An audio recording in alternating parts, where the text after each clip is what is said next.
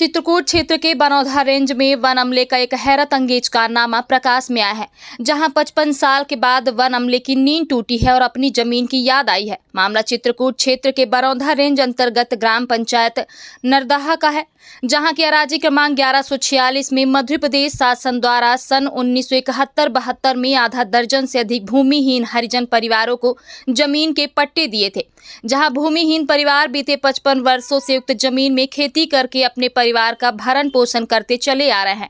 लेकिन उक्त जमीन को लेकर 55 साल बाद वन विभाग की अचानक नींद खुली और उक्त भूमि को वन भूमि बताकर 55 एससी परिवारों की खड़ी फसल को घेर कर तार फेंसिंग कर ली गई और गरीबों को बेदखल करने की कार्यवाही की जा रही है, जिससे आधा दर्जन से अधिक परिवारों के सामने भूखों मरने की नौबत खड़ी हो गई है।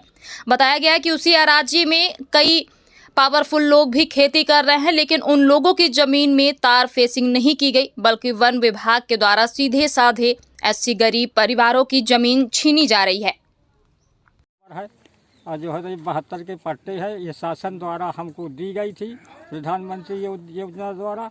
और जबरदस्ती तारबारी करके जो है यहाँ जंगल वालों ने हमको धमकी घुड़की दे करके इधर तारबारी हमारे बीच खेत से ले जा रहे हैं। पहले जहाँ मुनारा थे वहाँ से नहीं कर रहे? जो मुनारा थे वहाँ से नहीं ले जा रहे हैं, अब बीच से ले जा रहे हैं, मुनारा छोड़ कर लेते हैं।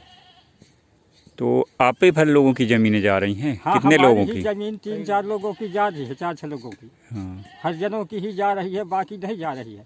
क्या नाम है तुम्हारा? बद्री प्रसाद।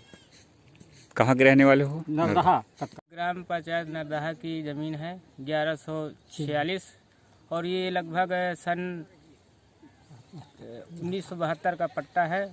और ये यहाँ से कूप निकाला जा रहा है ज़बरदस्ती, और लोगों के यहाँ धमकी घुड़की दर कर करके और ज़बरदस्ती तारबाड़ी की जा रही है। कौन कर रहा है? ये वन विभाग द्वारा किया जा रहा है। हाँ। और हम लोग मना कर रहे हैं तो हमको मार कूट के भगा देते हैं। हाँ। इसके बाद जो हो तो हम कानूनी कार्रवाई भी किया, लेकिन कोई जवाब ही नहीं मिला। कितने साल हो गए कब्जा किए? ये लगभग 55-56 साल हो गया। हाँ। तो इसके बाद हमने मना किया उनको, हमको मौका दिया जाए, लेकिन इन्होंने हमारी बात नहीं माना। और हम 8-10 लोगों की ज़मीन है कम से कम। क्या नाम है आपका? हमारा नाम संजीव कुमार वर्मा है। सबकी ज़मीन छोड़ दिया है, बड़े बड़े आदमी की ज़मीन छोड़ दिया है, और गरीब आदमी के लिए हमारी सब ज़मीन हरिजनों की नष्ट कर डाला है। तो क्या किया है वन विभाग वालों ने? तार खींच दिया, वहाँ ले 30-40 आदमी जोड़ के फसल को नष्ट कर डाला। हाँ। और तार लगा दिया। अब ये नहीं कि वो फसल खेत में हम चल के चारा गुड़ारी कर ले, वहाँ कब्जा कर लिया बिल्कुल खेत को। जबरन साहब, हम गरीब आदमी कैसे हमें हड़का करके लगा दिया। 30 आदमी 40 आदमी लेकर के हम गरीब आदमी क्या करें? क्या नाम है आपका? बिज्जू प्रसाद। 72 में पट्टे मिले हुए थे, अब उसमें वन विभाग के द्वारा वहाँ पूरी उनकी बोई हुई फसल में अरहर ज्वार गेहूँ सब बोया है, वहाँ पे तार फेंसिंग की जा रही है सर। वो 55 साल से वहाँ पे काबिज हैं, तो ऐसा क्यों हो रहा है सर?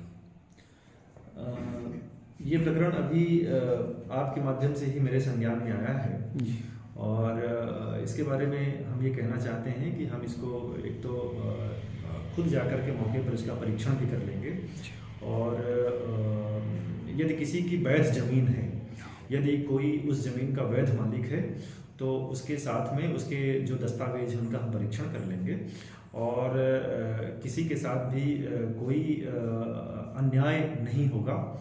और लेकिन हाँ, ये है कि यदि कोई वन भूमि है, आमतौर पर इस क्षेत्र में 67-68 के समय में अधिकांश ज़मीनों को शासन ने वन भूमि घोषित किया है राजपत्र में। तो यदि कोई ज़मीन है तो वन भूमि में यदि कोई किसी का अवैध कब्जा है तो उसको तो फिर सरकार और वन विभाग अपने आधिपत्य में नियमानुसार लेगा और लेने की कार्रवाई करेगा।